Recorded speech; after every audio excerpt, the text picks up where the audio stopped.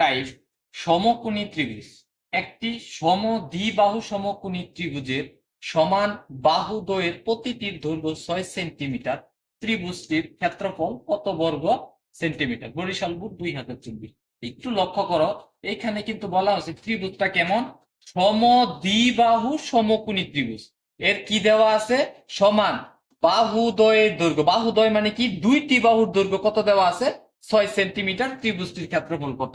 এর শর্টকাটটা হচ্ছে ত্রিভুজের ক্ষেত্রফল সমান হাফ পূরণ বাহুদ্বয়ের দৈর্ঘ্য। হাফ পূরণ বাহুদ্বয়ের দৈর্ঘ্য স্কয়ার। হাফ আছে হাফ গুণ বাহুদ্বয়ের দৈর্ঘ্য কত দেওয়া আছে? এই যে দেখো, বাহুদ্বয়ের প্রতিটির দৈর্ঘ্য কত দেওয়া আছে? 6।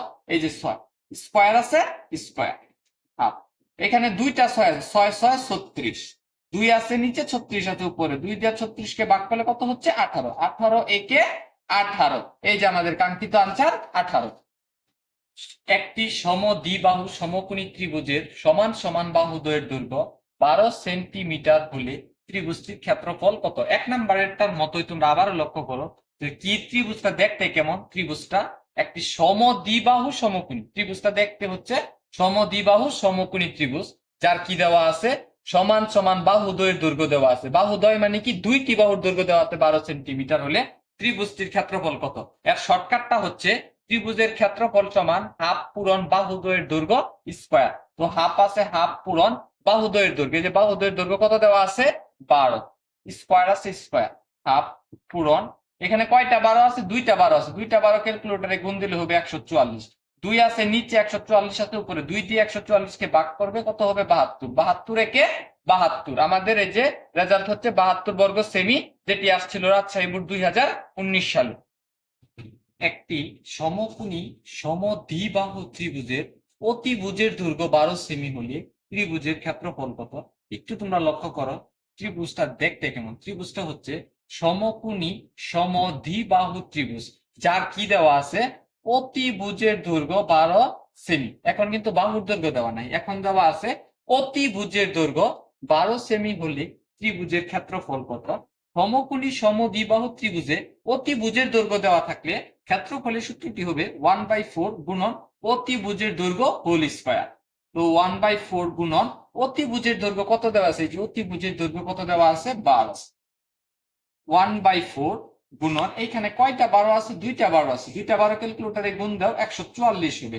4 আছে নিচে, 144 আছে উপরে। 4 দিয়ে 144 কে ভাগ করলে হচ্ছে 36।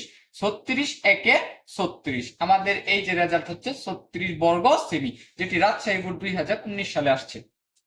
একটি ত্রিভুজের তিনটি কোণের পরিমাপ যথাক্রমে 30 ডিগ্রি, 60 ডিগ্রি ও 90 ডিগ্রি হলে ত্রিভুজটি কোন ধরনের ত্রিভুজ? সিলেট 2023। আমরা জানি যে ত্রিভুজের একটি কোণ 90 ডিগ্রি, আমরা জানি যে ত্রিভুজের একটি কোণ 90 ডিগ্রি তাকে সমকোণী ত্রিভুজ বলে। এই যে আমাদের আনসারে আছে সমকোণী ত্রিভুজ। তো আমরা জানি যে ত্রিভুজের একটা কোণ 90 ডিগ্রি তাকেই কি বলে? সমকোণী ত্রিভুজ বলে। ত্রিভুজ এ বি সি এর কোণ এ সমান কোণ বি প্লাস কোণ সি হলে কোণ এ এর মান কত? আমরা জানি ত্রিভুজ হচ্ছে মোট 180 ডিগ্রি। এর মধ্যে একটি কোণ সমান দুইটি কোণের যোগফল। একটি কোণ অবশ্যই 90 ডিগ্রি হবে, আর দুইটি কোণ মিলে দুইটি কোণের যোগফল হবে 90 ডিগ্রি। আমাকে এইখানে কোণ এ এর মান বের করতে বলছে, তার মানে একটি কোণের মান বের করতে বলছে। একটি কোণ অবশ্যই কত ডিগ্রি হবে?